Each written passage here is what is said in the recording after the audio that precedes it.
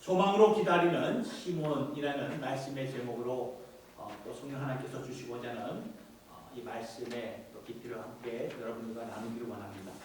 우리 옆에 계신 분들과 함께 우리 성탄 인사 한번 나눠볼까요? 메리 크리스마스. 옆에 계신 분들 함께 메리 크리스마스. 메리 크리스마스. 여러분 이 메리 크리스마스 많은 이 시즌 되면 메리 크리스마스라고 하죠. 미국 사람들도 메리 크리스마스 누구나 아실 것 없이. 근데 이 뜻을 알고 여러분 이 메리 크리스마스 하십니까? 여러분 이 메리 크리스마스, 메리라는 게 즐겁다, 기쁘다라는 뜻이에요. 크리스마스는 그 두 단어가 하나지만 나눠서 크라이스트, 예수님을 가리키는 거죠. 크라이스트가 예수님이고 마스는 경배하다는 거예요. 그러니까 기쁘게 즐겁게 예수님께 경배합시다. 예수님께 우리가 즐겁게 예배드리러 나아갑시다. 그 말입니다. 우리가 이것을 알면은 굉장히 이 메리 크리스마스라는 그 의미가 좀 이렇게 의미심장하게 다가오죠. 지난 주간에 제가 이렇게 일을 하면서 미국 이제 분들을 이제 내리면서 이제 그분에게 말했어요. 메리 크리스마스. 그분도 저에게 메리 크리스마스. 제가 한번 물어봤어요. 너 알면서도 알겠지 하면서 물어. 너 메리 크리스마스의 뜻이 뭔지 아니? 이렇게 이거다 이거 얘기할 줄 알았는데 No, I don't know 그런 거예요. 야, 제가 너무 충격이었어요. 사실 미국 사람이 이 메리 크리스마스의 그 의미를 몰라가지고 그러니까 저한테 그 의미가 뭔지 좀 가르쳐 줄래? 그런 거예요. 그래서 제가 가르쳐 드렸어요. 여러분들 이처럼 메리라는 게 무엇이고 크라이스트, 크리스마스 그때 그런 거였구나 하면서 이렇게 헤어졌던 그런 시간이었어요. 여러분 우리가 이 메리 크리스마스 이제 꼭 잊지 마시고 우리 마음판에 새겨서 이걸 전하면서 모르는 자들에게 알려주세요. 여러분 우리가 함께 읽은 갈라디아서 4장에서는 이 말씀을 보면 갈라디아서 4장 때가 참에 하나님이 그 아들을 보내사 때가 참에 하나님께서 당신의 아들 예수를 우리에게 보내주셨다 그 말이죠. 그래서 구원 역사를 이루셨다는 말씀을 우리에게 해주시고 있습니다. 그런데 우리는 종종 그때가 하루속히 즉각 이루어지는 것을 원하죠. 기다리기를 원치 않는 우리의 그런 성품인 것 같아요. 빨리빨리라는 그러한 정서가 우리 한민족에게 다 있는 것 같습니다. 하나님의 나라가 빨리 임했으면 좋겠습니다. 그렇게 역사하시는 그러한 때도 있지만 하나님은요 때가 참에 당신의 선하신 뜻을 이루신다. 이것이 성탄절 메시지를 통해서 우리에게 명확하게 알려주시는 하나님의 메시지가 되는 것입니다. 하나님께서는 이스라엘 백성들에게 메시아를 약속하신 후에 하나님의 그 때가 차기 위해서는 700년을 기다리게 하셨어요. 여러분 말이 700년이죠. 어마어마한 긴 세월이 아닙니까? 오늘 우리도 이 대강절 넷째 주일 그리고 강림절을 맞이하여 2000년 전에 오신 예수님의 첫 번째 강림을 기억하면서 이날을 보내기도 하지만 다시 오실 예수님을 또한 기다리며 우리가 지금 오늘 이 순간 살고 있지 않습니까? 그때가 언제가 되는지는 아무도 모릅니다. 오직 하나님 아버지만 아신다고 성경은 말씀하는데 다만 우리의 입장에서는 2000년이 넘도록 기다리고 있는 거예요. 다시 오실 주님이. 그러나 그 주님이 곧 임박했다는 것은 우리가 다 아는 바가 아닙니다. 기다림 가운데 하나님의 강림이 이루어진다는 것입니다. 이것이 대강절에서 주시는 명확한 메시지가 되는 것이지. 오늘날 우리가 일상생활 가운데 믿음생활, 신앙생활 하면서도 기다려야 하는 일들이 참 많아요. 기도를 하고 간절히 하나님의 응답을 기다리는 성도님들이 있습니다. 이렇게 기다리면서 기도하는 내용들이 많이 있고 그 중에는 정말 간절하게 기다리는 그런 내용들이 많이 있어요. 많은 기도를 우리가 돌아보면 하나님께서 다 이렇게 많이 응답해 주셨지만 아직도 기다림을 가지고 응답해 주실 하나님의 대답을 기다리고 있는 우리들의 그 기도의 중심이 아닙니다.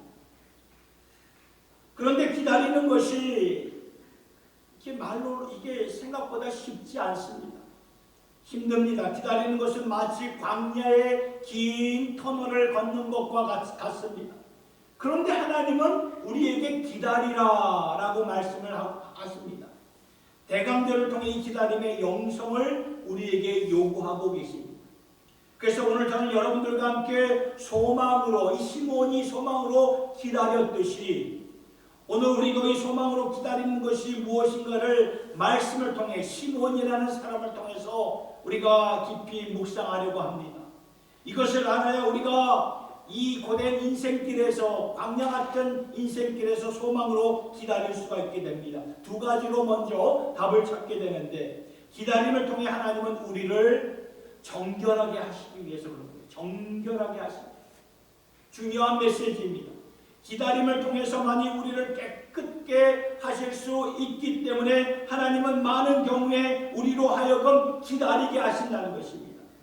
여러분, 이 정결하게 하신다, 이 말씀이 가장 이렇게 명확하게 전달된 곳이 어디냐면 구약 성경의 제일 마지막 책 말라기서에서 이 말씀이 보여지고 있습니다. 하나님께서는 이 말라기 선지자를 통해서 말씀하신 후에 400년 동안 침묵하셨고 기다리게 하셨습니다. 신약 성경이 오기까지, 구약 성경에서 신약 성경, 이 400년을 기다리게 하셨습니다. 그러니까 이 말라기서를 통해 왜 기다리게 하셨는가? 하나님께서 무슨 목적으로 당신의 백성들에게 침묵하시며 기다리게 하셨는가? 말라기 3장 2절의 말씀을 보니까 하나님께서 보내주실 메시아를 가리키는 말씀이 나오는데, 이 말씀이에요. 그가 임하는 날을 누가 능히 당하며 그가 그라는 것은 오실 메시아를 말하는 거예요. 그가 나타나는 때 누가 능히 서리요.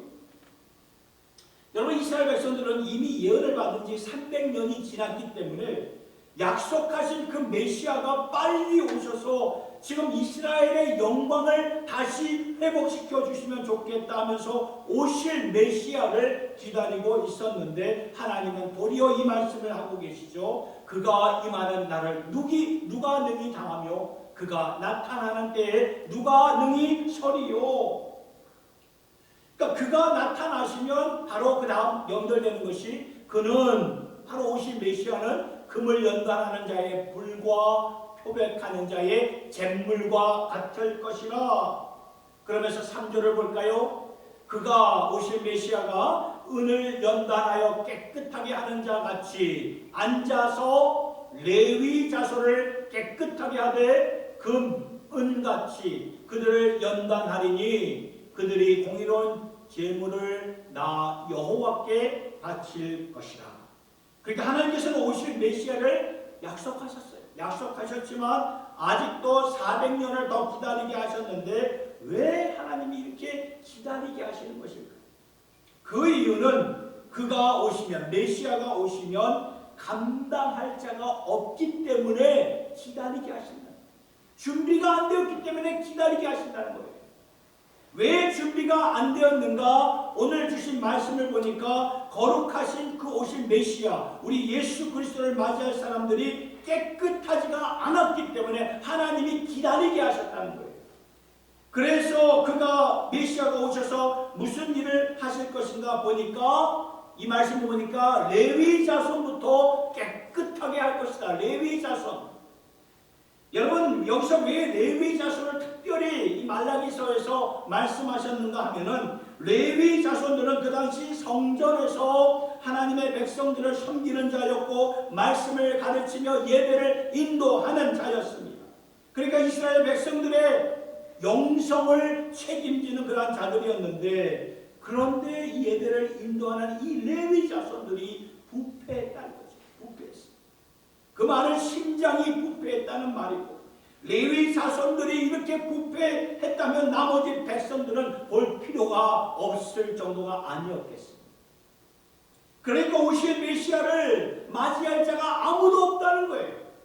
그래서 주님이 오시면 불로 연단하며 레위 자손들부터 깨끗하게 하실 것이다 라고 이 말라기서가 마치게 되는 것입니다. 그러면서 이 마태복음이 시작되기까지 400년을 동안 침묵하셨고, 그러면서 주신 말씀은 오실 메시아를 맞이하려면 우리가 깨끗해져야 돼요. 씻음을 받아야 된다고 말씀은 증거하고 있는 것입니다. 여러분, 이러한 기다림의 프로세싱, 기다림의 그 과정을 통해서 주시는 말씀이 무엇입니까? 깨끗해지는 것, 내 심령이 깨끗해지는 것을 갈망하여라, 사모하여라, 회개하며 주님의 정결한 백성들로 세움을 받아라. 그러한 메시지.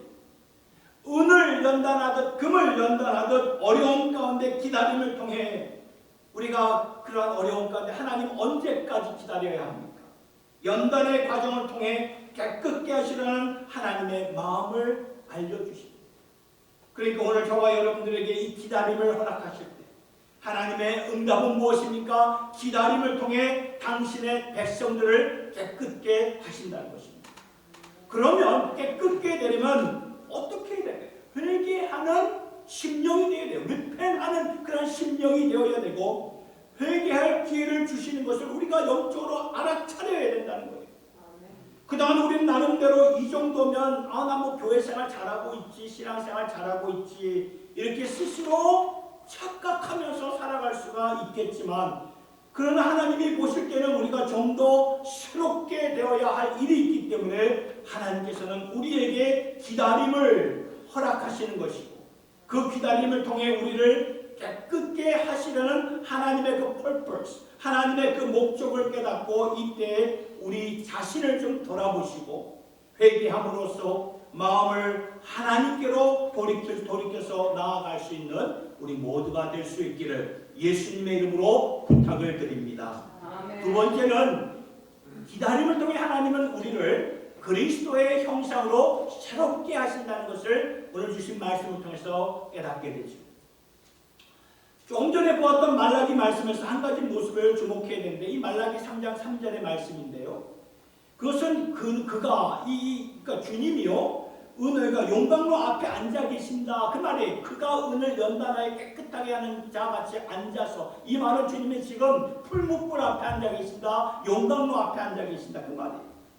여러분, 그 당시에 은색 공인들은, 은을 연단하는 사람들이 용광로 앞에 앉아 있었다는 것은 순은과 순금이 되는 그 순간을 기다리기 위해서 그 뜨거운 곳에 앉아 있는 거예요. 언제 순은이 되고 언제 순금이 되는가, 자신의 모습이 비춰질 때 알 수가 있다고 말하는 거예요. 그러니까 용광로 앞에 앉아서 당신의 백성들을 연단하시는 그 주님의 모습은 어떠한 모습인가 하면은, 지금 연단받고 있는 주의 백성들을 통해 당신의 모습이 비춰지는 그때까지 거기서 우리를 지켜보리라, 그런 말씀이라는 것입니다. 그러니까 당신의 형상이 우리 안에 이루어지기를 간절히 오늘도 원하시는 그 주님의 마음 우리가 아셔야 된다. 이 말씀을 잘 대변해 주는 말씀, 로마서 8장 28절, 29절, 30절의 말씀인데 우리가 잘 아는 말씀이죠. 하나님이 미리 아신 자들을 또한 그 아들의 형상을 본받게 하기 위하여 미리 정하셨으니 이는 그로 많은 형제 중에서 맏아들이 되게 하려 하심이라. 또 미리 정하신 그들을 또한 부르시고 부르신 그들을 또한 의롭다 하시고 의롭다 하신 그들을 또한 영화롭게 하셨느니라. 여러분, 29절의 말씀을 보세요. 이 말씀, 하나님이 우리를 만세 전부터 부르셨어요. 만세 전부터 우리를 아셨어요. 만세 전부터 무슨 일을 위하여 우리를 정하셨고 택하셨습니까? 제가 밑줄 친 그겁니다. 그 아들의 형상, 예수의 형상을 본받게 하기 위해서 우리를, 저와 여러분들을 택하셨고 부르셨고 의롭다 하셨고 영화롭게 해주신 사실을 꼭 믿으시기를 바랍니다. 아멘. 우리 안에 예수의 형상이 이루어지기 위해서예요. 그런데 예수의 형상이 단번에 우리 안에서 이루어집니까? 여러분들, 우리가 다 신앙생활 해봤지만 단번에 이루어집니까? 즉각적으로 이루어집니까? 예수 믿고 금방 이루어지던가요? 예수의 형상이 내 안에 그냥 탁 박혀서 금방 이루어지던가요? 아니잖아요. 이 예수의 형상은 일평생 예수 믿고 예수 따라가면서 우리 안에서 이루어지는 거예요. 여기에 아버지의 기쁨이 있다는 것입니다. 아버지의 기쁨은 우리에게 당신의 모습이 비춰질 때 그렇게 기뻐하시고 영광을 받으신다는 것입니다. 여러분, 지난날 오랜 세월 한번 돌이켜보세요. 우리가 하나님으로부터 우리 귀한 자녀의 축복을 받았을 때, 자녀를 얻게 되었을 때를 기억해 보시기 바랍니다. 병원에 가시지 않았습니까? 임신이 되면 병원에 가자. 그리고 초음파 검진을 하고 그 아내의 뱃속에 있는 아기의 사진을 받게 되지 않습니까? 그 사진이 참 희미하게 보이지만 참 받아 보았을 때 참 신기하고 뭐라 표현할 수 없는 기쁨이 다 있어요. 부모에게는 그 사진을 받을 때 감격이 있습니다. 인간의 부모도 이러한데 하물며 하나님의 아버지가 당신의 모습을 우리 안에서 보신다면 얼마나 감동하고 얼마나 기뻐하실까요? 여러분 이런 것에 대해서 좀 생각해 보셨나요? 천지 만물을 지으신 하나님이 자신의 형상으로 자신의 이미지로 우리들을 만드셨어요. 그런데 그 인간들이 죄로 인하여 하나님을 떠나게 되지 않았습니까? 그럼에도 하나님은 인간들을 너무나 사랑하셔서 독생자 예수를 보내어 우리를 구원의 반열에 세워주시고 회복시켜 주셔서 그 안에 당신의 형상을 이루는 그 순간 얼마나 아버지의 마음이 기뻐하시며 감격하셨을까. 그렇죠? 그러니까 여러분 내 안에 예수님의 형상이 이게 금방 이루어지지 않는다는 거예요. 여러분 엄마 뱃속에 있는 아기만 생각해봐도 곧바로 나온 게 아니잖아요. 임신이 되면 그 엄마의 뱃속에서 10달을 동안 부모의 형상으로 만들어지면서 10달이 되어야 나오지 않습니까? 그리고 태어나서도 일평생 성인이 되기까지도 부모의 영향을 받고 기도를 받고 자라며 조부모의 축복을 받고 자라지 않습니까? 무슨 말을 합니까? 시간이 걸린다는 거예요. 시간이. 기다려야 한다는 거예요. 기다려. 이처럼 그리스도의 형상이 우리 안에 형성이 되는 것은 그냥 뚝딱 이렇게 된다는 것이 아니에요. 기다려야 된다는 거예요. 하나님께서 아브라함을 부르셨을 때 그에게 많은 자손을 허락하시고 너로 인하여 큰 민족을 이루리라고 말씀하셨는데 몇 년을 기다렸습니까? 25년을 기다리게 하셨어요. 그런 다음에 첫 아들을 주셨습니다. 무엇을 말하는 것입니까? 25년 동안 하나님의 형상을 아브라함에게서 이루시고자 기다리셨던 것입니다. 하나님의 뜻은 무엇입니까? 아브라함을 하나님의 사람으로 만들기 위해서 25년 동안 기다려서 믿음의 조상, 열국의 아비로 하나님이 만드시지 않으셨습니까? 또한 이스라엘 백성들이 애굽에서 나왔으면 곧바로 해방을 누리고 자유를 누리는 것이 당연한 모습인데 무려 몇 년을 기다리게 하셨습니다. 40년을 기다리게 하지 않았습니다. 왜냐하면 하나님께서 궁극적으로 주시고자 하는 것은 그들의 해방과 자유가 아니라 그들로 하여금 제사장 나라 거룩한 백성으로 만드시려고 40년의 그 광야의 생활을 하나님께서 허락하시고 기다리셨던 거예요. 또한 70년 동안 바벨론에서 망명당한 이스라엘 백성들을 다시금 본토로 그 이스라엘 땅 유대 땅으로 돌아오게 하시려는 이유는 그들을 구루터기 백성들로 주님의 형상을 그 안에 이루시려고 70년 동안 기다리게 하셨습니다. 성경의 곳곳을 봐도 기다리는 것이 얼마나 많이 나오는지 말이에요. 오늘 우리의 삶에도 보아도 마찬가지예요. 기다리게 하신다는 거예요. 그러면 우리의 마음은 너무나 답답합니다. 이 기다리게 할 때 답답하죠. 빨리 이루어지면 좋겠는데 왜 더 기다리게 하시는 것일까? 그래서 기도를 간절하게 하면서도 언제까지 하나님 기다려야 됩니까? 이것이 우리의 솔직하고 그러한 자연스러운 반응이 아닐까요? 그럴지라도 하나님은 기다림을 통해 하시고자 하는 일이 있는데 그것은 우리 안에 당신의 형상을 이루시고자 하는 것입니다. 그러니까 기다림 가운데 우리 자신을 어떻게 해야 되냐면 자꾸 비우셔야 돼요. 비워야 돼요. 이것이 금방 이루어지면은 하나님께서 내게 베푸신 공급이라고 잊어버리고 삽니다. 생각하지 않고 살아요. 자꾸 비워야 돼요. 나의 나된 것이 하나님의 은혜였다.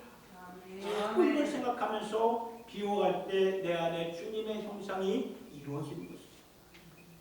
이렇게 성경은 왜 기다리게 하시는가? 기다림을 통해 우리를 정결케 하시고 기다림을 통해 우리 안에 예수의 형상을 이루시게 하려는 것이라는 것입니다.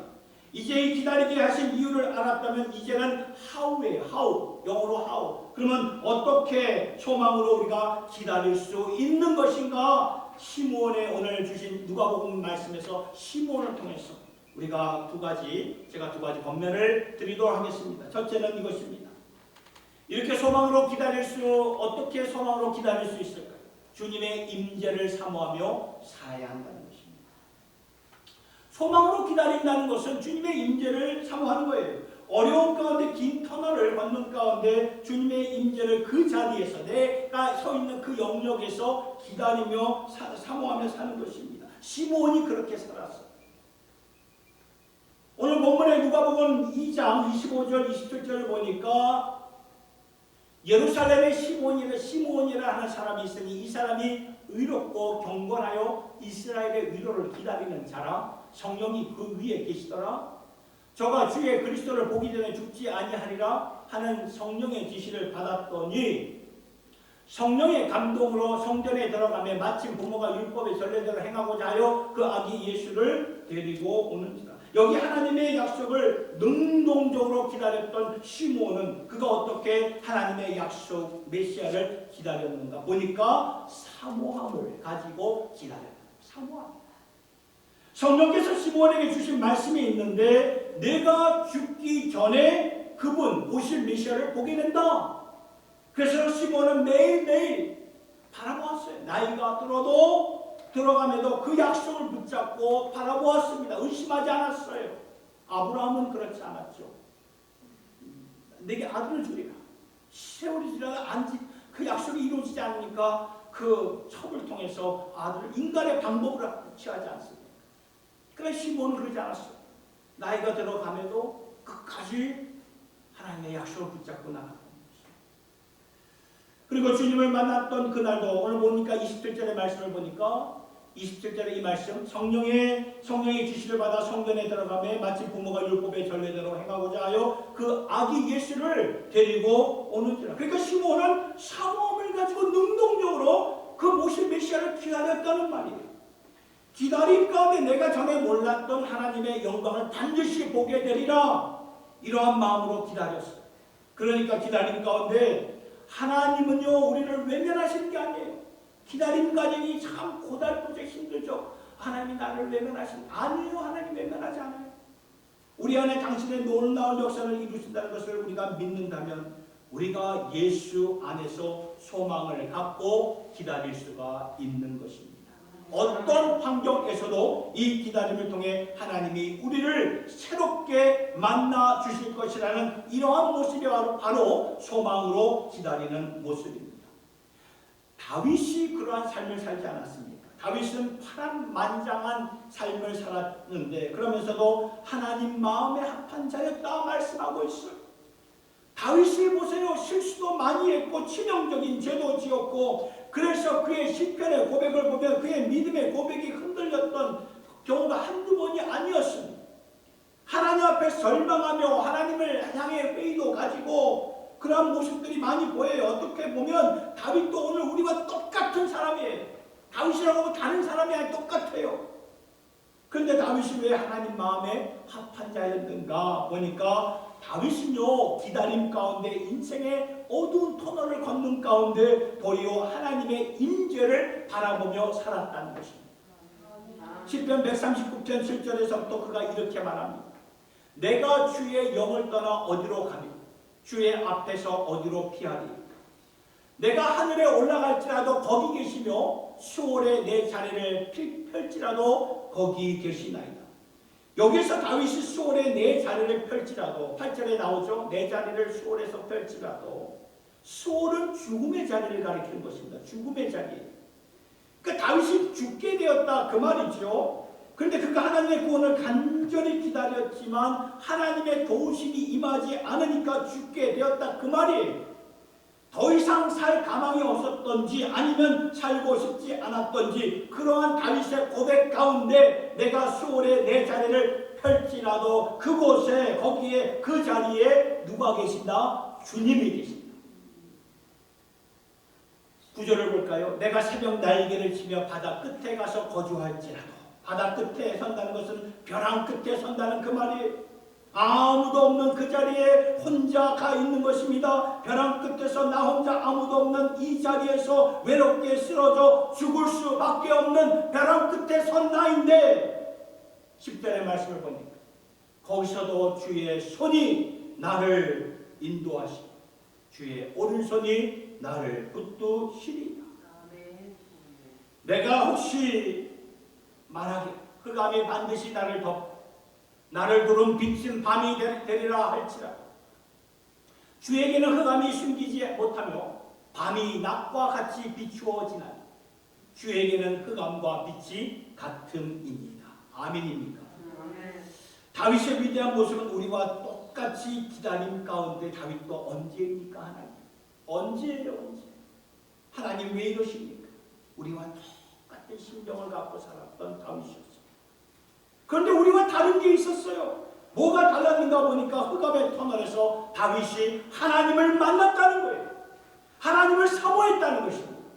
광야에서 하나님을 사모하며 그분의 임재 안으로 들어갔다는 것입니다. 사망의 음침한 골짜기를 다닐지라도 주의 지팡이와 막대기를 붙잡고 나아갔던 다윗이었던 거예요. 이러한 모습들이 여러분 이 원수의 목전에서 도리어 하나님께서 베풀어 주시는 그 승리의 상을 누리면서 원수의 목전을 지나간 다윗이었어요. 이러한 모습들이 우리와는 뭔가 다르게 이렇게 비춰지는 그렇습니다. 다윗은 기다림 가운데 하나님의 임재를 사모하면서 그 임재 가운데 살았다는 것입니다. 여러분 야곱을 보세요. 그 형 에서를 두려워해서 부모의 집을 떠나 첫날 밤을 어디에서 보냅니까? 광야에서 보내게 되지 않습니까? 얼마나 무섭고 얼마나 외롭고 얼마나 처량스럽고 절망스러웠겠습니까? 그러면서 그가 돌을 베개 삼아서 자다가 환상을 보게 되죠. 꿈속에서 하나님께서 하늘문을 여시고 사다리를 내려 하나님의 사자들 천군 천사들이 오르락내리락 하는 것을 보게 되죠. 야곱이 깜짝 놀라서 깨어나자마자 무슨 말을 하던가요? 하나님이 여기에도 계시는구나. 하나님이 이곳에도 계시는 것이고 환상을 보기 전 야곱은 여기는 하나님이 안 계시는 줄 알았어요. 광야에 나 혼자 있는 줄 알았어요. 이 자리는 나 혼자만 가는 길인 줄 알았던 것입니다. 야곱에게는. 그런데 그 환상을 보고 하나님이 여기에도 계시는 것이고 그래서 야곱은 그 자리를 가리켜서 뭐라고 말합니까? 베델이라고 말하고 있지 않습니까? 하나님의 집이에요. 베델 하나님의 집. 광야가 하나님의 집이었습니다. 이 말은 무엇입니까? 곧 내 인생의 어두운 터널이 도리어 하나님이 집이 되었다는 말입니다. 너무나 역설적인 거예요. 내 인생의 그 어두운 터널이 도리어 하나님의 집이 되었다. 오늘날 성도들 가운데 질병으로 힘들어하는 분들이 있습니다. 그리고 사는 것 자체가 힘겹게 말하는 분들도 있습니다. 그러나 그때만큼 하나님의 은혜를 깊이 알았던 적이 없었다고 고백하는 이 중심은 믿는 자들의 한결같은 하나같은 공통된 간증이요 고백이라고 저는 그런 감동을 많이 보았습니다. 소망으로 기다리는 것이 무엇입니까? 소망으로 기다린다는 것은 내가 하나님의 임재 앞으로 나아가 기다림을 통해서 내가 하나님을 만나게 됩니다. 도리어 내가 베델에서 살게 됩니다. 여기에도 하나님이 계심을 내가 새롭게 체험하면서 살게 됩니다. 우리 모두 이 성탄절기에 능동적으로 소망으로 하나님의 때와 하나님의 응답을 기다리며 살아가는 그러한 견고한 신앙의 삶이 될 수 있기를 예수님의 이름으로 축복합니다. 아멘. 한 가지 더 권면의 말씀을 드립니다. 그것은 소망으로 어떻게 기다릴 수 있을까요? 그 자리에서 내가 있는 그 자리에서요 성령의 이끌림을 받아 사는 것입니다.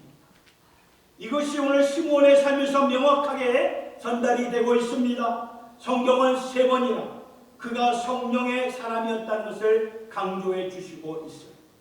25절 마지막 절 부분을 보니까 시므온은 이스라엘의 위로를 기다리는 사람, 성령이 그 위에, 그 시므온 위에 계시더라. 그러니까 여러분 이 성령이 그 시므온 위에 계셨다라는 그 말은 성령이 그의 삶을 주관하셨다 그 말입니다. 그러니까 시므온은 자신의 주권을 다 성령님께 드리고 성령의 인도함 가운데 살았다는 그 말이죠. 26절을 볼까요? 저가 시몬이 주의 그리스도를 보기 전에 죽지 아니하리라 하는 성령의 지시를 받았더니, 그러니까 시몬은 성령의 음성을 들었어요. 오늘도 성령께서는 우리에게 하나님의 말씀으로 당신의 음성을 분명히 들려주시다. 그 세미한 음성을 여러분 꼭 들으실 수 있기를 바랍니다. 그러니까 하나님의 말씀이 그냥 여러분 성경 페이지에 적혀있는 그런 글이 아니라 오늘도 살아 역사하시는 하나님의 말씀이라면 이 말씀은 능력의 말씀이 되는 것이고 우리에게 소망이 되는 말씀이라는 것을 우리가 받고 살아가야 될 줄로 믿습니다. 27절 볼까요? 성령의 감동으로 시몬이 성전에 들어가 성령의 이끌림을 받았다는 그 말이죠. 그러니까 영적으로 시몬은 영적으로 민감하게 살았다는 거예요. 성경은 말씀합니다. 로마서 8장 5절과 6절에 뭐라고 말합니까? 육신을 따르는 자는 육신의 일을, 영을 따르는 자는 영의 일을 생각하나니 육신의 생각은 사망이요 영의 생각은 생명과 평안입니다. 성령 충만이 삶의 열쇠예요. 이게 우리 인생의 키입니다. 성령의 생각은 뭐예요? 생명과 평안이다. 이게 다른 점이에요. 인생의 길을 바꾸는 것 바로 성령 충만입니다. 우리가 예수를 믿는데 여전히 육신을 따라 사는 분들이 적지 않아요. 교회에 보면 교회 다닌다고 다 천국 가는 거 아니에요. 여러분들 육신을 따라 사는 사람들이 너무 많아요. 교회 안에서도. 여러분 이게 길거리 가다 노숙자들 뭐 여기 많이는 없지만 그래도 있어요. 노숙자들 보면 어떤 생각이 드십니까? 그분들 중에 이 노숙자들 중에도 예수 믿는 자들이 있습니다. 저는 그들을 보면서 무슨 생각이 드냐 하면은 저들의 삶의 패턴이 안 바뀌어지는 거야. 삶의 패턴이 바뀌어져야 되는데 안 바뀌어져요. 계속 도박하고 마약하고 계속 세상 유혹을 따라가는 그런 모습이 보여요. 여러분 성령의 사람은 생각이 달라져요. 생각이 달라져요. 육신을 따르는 자는 육신의 일을 생각하고 영을 따르는 자는 영의 생각을 한다고 말씀하셨는데 여러분 생각에 의해서 우리의 인생, 우리의 삶이 바뀌어진다는 걸 꼭 믿으시길 바랍니다.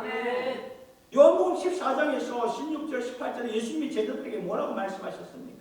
이제 제자들을 남겨두고 떠나야 할 날이 가까운 것을 보고 예수님이 나는 너희들을 두고 떠날 것이다. 그런데 두려워하지 마라. 이 말씀 두려워하지 말고 말하라. 아버지께서 너희를 고아로 남겨두지 아니하실 것이다. 내가 떠나게 되면 아버지께서 반드시 보혜사라는 보혜사 성령을 너에게 주실 터이다. 보혜사 성령이 너희를 진리 가운데 인도하리라. 너희를 지켜주며 너희를 보호하리라. 여러분 보혜사라는 뜻은 카운셀러라는 뜻이에요. 카운셀러. 우리에게 말씀을 주시고 도움을 주시고 옆에서 우리와 함께 하시는 하나님의 영이 너희와 함께 할 것이다. 그러니까 우리가 기다림 가운데 홀로 있다고 생각하지 마세요. 홀로 있는 거 아닙니다. 성령 하나님께서 함께 하신다는 거예요. 어떻게 함께 하십니까? 말씀으로 함께 하시고 성령으로 함께 하신다는 것입니다. 그러니까 우리가 성령의 이끌림을 받아야 된다는 거죠. 그러면 능히 기다림 가운데 그 기다림이 오랜 장구한 그런 세월이 될지라도 우리가 인내하면서 승리하면서 기다릴 수가 있는 거예요. 여러분 육신을 따라 사니까 기다림 가운데 자포자기하게 되고 절망하게 되고 한숨이 나오게 되고 그것만 있는 것입니다. 그런데 기다림 가운데 오늘 말씀을 보니까 내가 너희를 고아와 같이 버려두지 아니한다고 말씀하지 않았어요.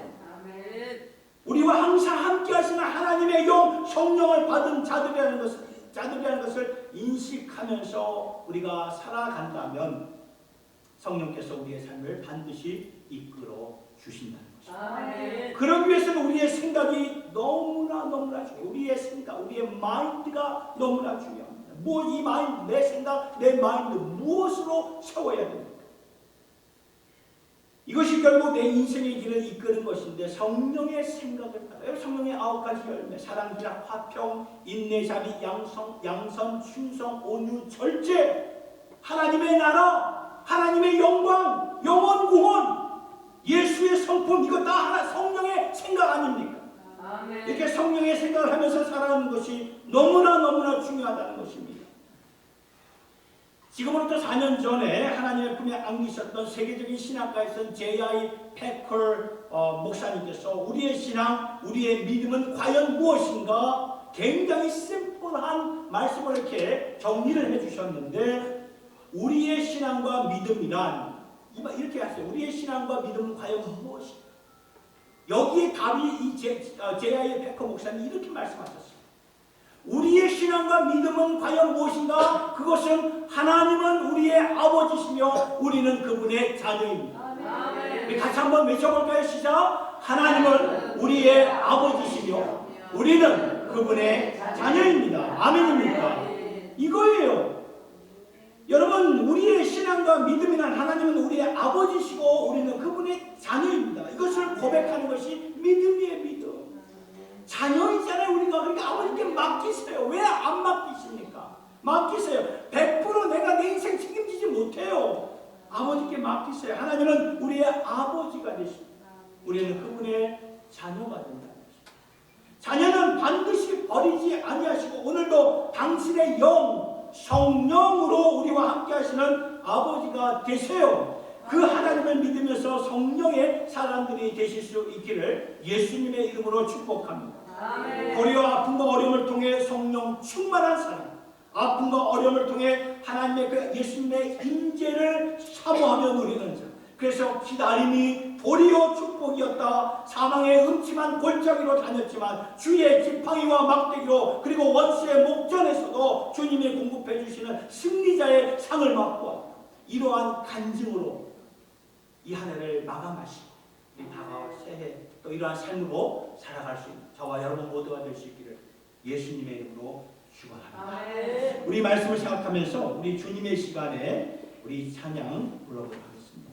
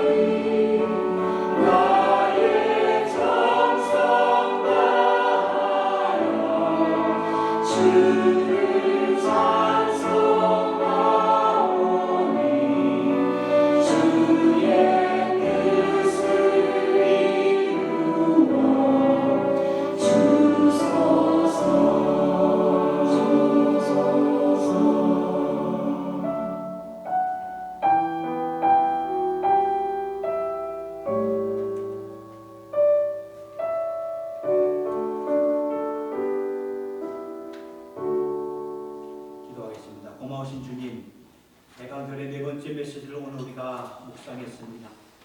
주님, 우리가 소망으로 기다릴 수 있음을 감사를 드립니다. 기다림이 어떠한 소극적이거나 수동적인 기다림이 아니고 주님을 깊이 묵상하고 약속을 붙잡으며 주님의 임재 가운데 능동적으로 소망을 기다릴 수 있음을 믿고 감사를 드립니다. 사랑의 주님, 당신의 백성들 가운데서는 주님의 간절한 응답과 간절한 도움을 기다리는 주의 백성들입니다. 이 기다림을 통하여 도리어 이 상황 가운데서도 더 깊이 더 생명의 주님을 만날 수 있는 저희들 모두가 되게 하여 주시옵소서. 어려움 가운데서도 도리어 성령의 사람으로 거듭나게 하시고 그동안 우리가 예수를 믿기는 했지만 육신을 따라 생각하며 살았던 우리들이었지만 그러나 이제부터는 성령을 따라 생각하며 평안과 생명을 누리며 살 수 있는 저희들 모두가 되게 하여 주시옵소서. 모든 영광 주님께 올려드리며 날 구원해 주신 우리 주 예수님의 이름으로 기도드리옵나이다. 아멘.